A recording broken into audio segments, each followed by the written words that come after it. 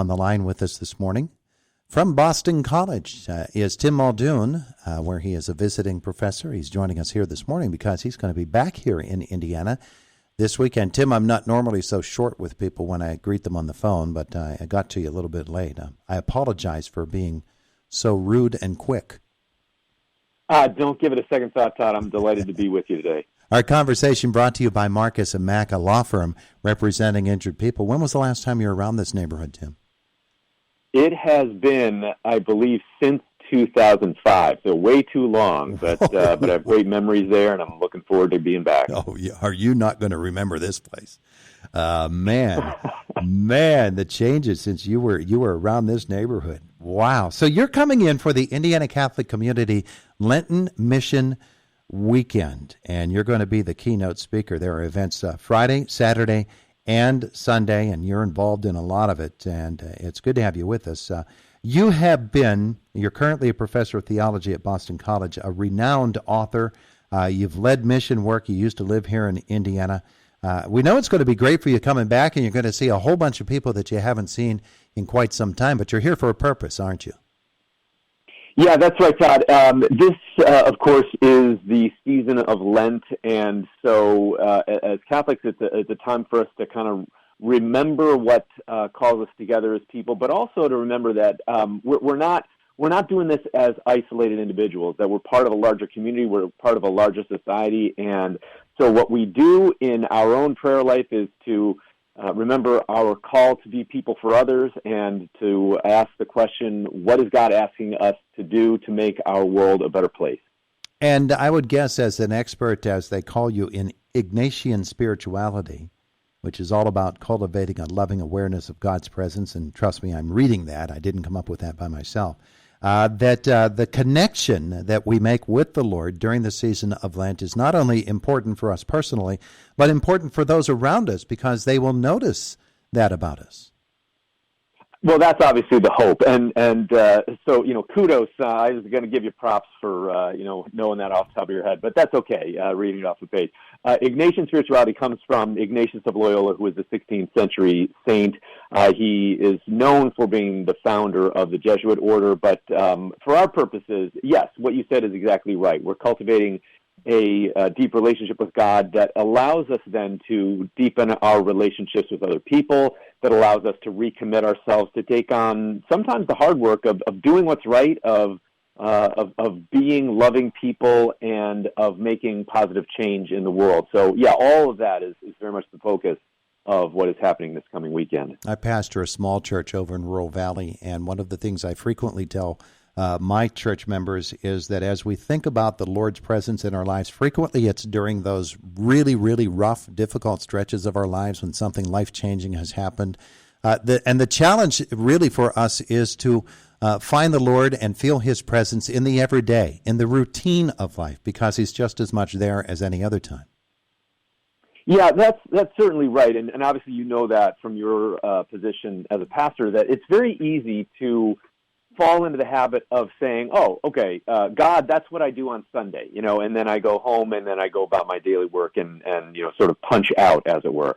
What this mission is really encouraging, and I should add that this is obviously being hosted by the Indiana Catholic community at St. Bernard and then at the Newman Center at St. Thomas More. But we're really issuing this invitation to anybody to say, look, if this is an opportunity for you to kind of bring that awareness of God into your daily life, that is what we're really aiming for. So don't make it just a Sunday thing. Make it an everyday thing. Make it a, God today is calling me to remember my vocation as a Christian, to imitate Jesus in the things that I do, whether that be in my relationship with my spouse or with my children or with my neighbors. Maybe it means making some kind of commitment to reach out to those who are in particular need around me or even around the world. We're in a situation where there's need everywhere, and as a global family, we have this heightened awareness about what's going on in Ukraine, for example. So all of those things are part of this larger call, and so we are recommitting ourselves to answer it on not just a Sunday basis, but on a daily basis. The Indiana Catholic Community Lenten Mission Weekend kicks off tomorrow night, 7 p.m. at St. Thomas More. with the group Damascus Worship, and then Tim at St. Bernard's at noon on Saturday with your keynote message. And then on Sunday, you and Damascus Worship together for the college session, which will begin back at St. Thomas More at 5 p.m. And Tim, I'm not guessing that they just pulled your name out of the air, that you must still have some pretty strong connections with the folks here in Indiana, huh? I do, and that's really what's part of the delight of all this is that one of the folks that kind of reached out said, "Hey, it's been a while since you've been here. It's time to come back and do something with us." And I jumped at the chance. So yeah, I mean, we lived in Indiana for 8 years. I at the time was teaching at Mount Aloysius College out in Crescent, and my wife Sue was down in the counseling center at St. Vincent College. So we made our home in Indiana. Our two at the time children were there, and so we have these just great deep roots, memories, and retain some of those relationships. We're looking forward to seeing those folks, and it'll be a real kind of trip down memory lane for us that we're really looking forward to. I'm at Mount Aloysius tonight for the District 6 basketball championship doubleheader. So there you go. Everything comes around in full circle. As we enter through this Lenten weekend or Lenten season that has just begun, of course, there will be so many people who refocus themselves on their spiritual aspect of life. And it's encouraging to me when we get to this time of the year.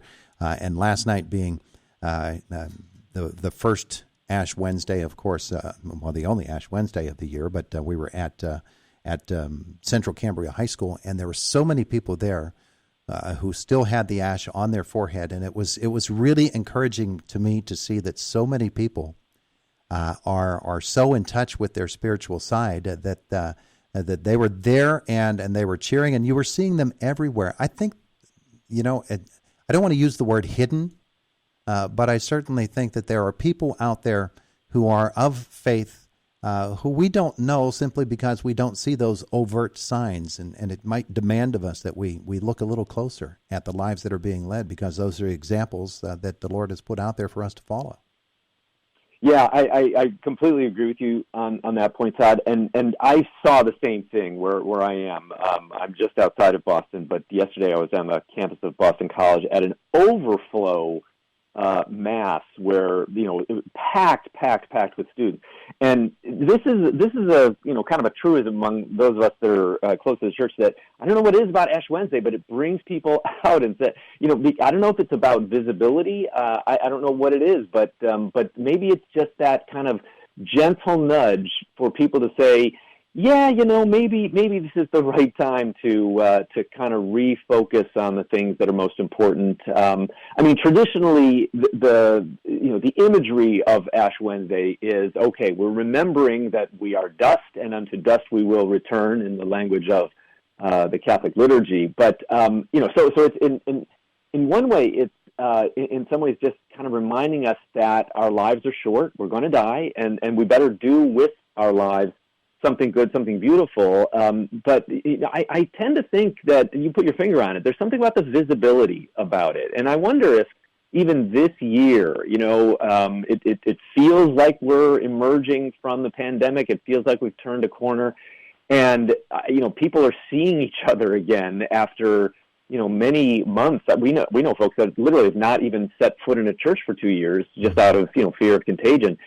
And so I think there's an added dimension to it this year of being visible and seeing other people. So I'm hopeful about that, and I want to kind of borrow that momentum to say, okay, so let's be serious then about what it is that we're saying yes to when we say yes to Ash Wednesday. What are we saying yes to when we say yes to God? And I think the short answer is to allow God to work in our lives through our best selves, and to be those best selves so that God can do good work through us. And certainly this season comes with the shadow of the war in Ukraine happening right now, and so many people so concerned and looking for a place to turn. And the church has more than just a little bit of a role in that.